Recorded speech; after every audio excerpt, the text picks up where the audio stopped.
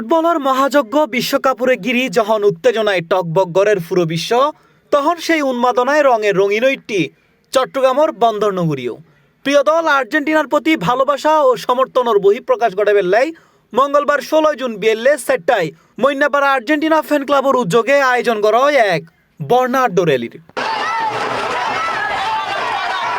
উক্ত র্যালিত অংশ লয় এলাকার শতাধিক ফুটবল প্রেমী সমর্থক।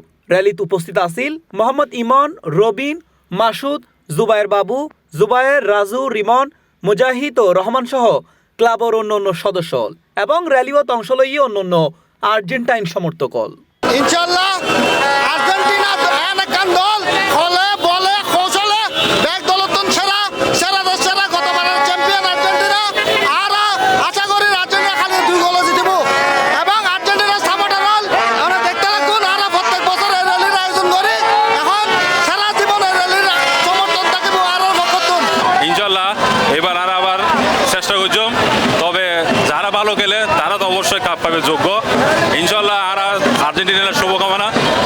আর যেহেতু আজ যারা যুবকরা এইভাবে সমাগম হতে পারছি তারা ভীষণ আনন্দিত এবং এই যে যুবকরা আসছে চাইলেই তারা খারাপ নেশায় কিংবা আসক্ত হতে পারত, কিন্তু তারা খারাপ নেশা খারাপ সময় বর্জন করে আজ আর র্যালিতে অংশগ্রহণ করছে। বিশ্বকাপের র্যালি আর্জেন্টিনার শুভকামনা লাই। ইনশাআল্লাহ তারা আরো শুভকামনা আছে।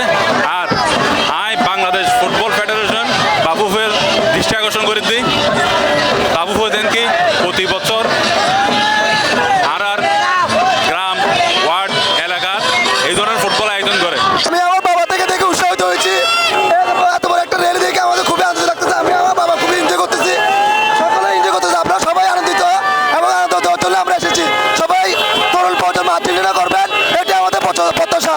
র্যালিও বড়পুলতুন শুরু হয়ে আগ্রাবাদ অ্যাক্সেস রোড প্রদক্ষিণ করি পুনরায় বড়পুল মৈনাপাড়া আয়েরে শেষ হয়। এই সময় নীল সাদা পতাকা, স্লোগান আর উচ্ছ্বাসে মুখরিত উড়ে পুরো এলাকা। এই সময় আয়োজক হয় প্রিয় দলের প্রতি ভালোবাসার তুন এন আয়োজন করি তারা। আর্জেন্টিনার জার্সি, পতাকা আর র্যালিত মনই পুরো র্যালিও এক টুকরো আর্জেন্টিনার অংশ। বিশ্বকাপে গিরি চট্টগ্রামের মানুষের আবেগ, ভালোবাসা ও ফুটবলের প্রতি প্রাণবন্ত প্রতিচ্ছবি ওইটি এ আয়োজন। C plus TV, Chittagong.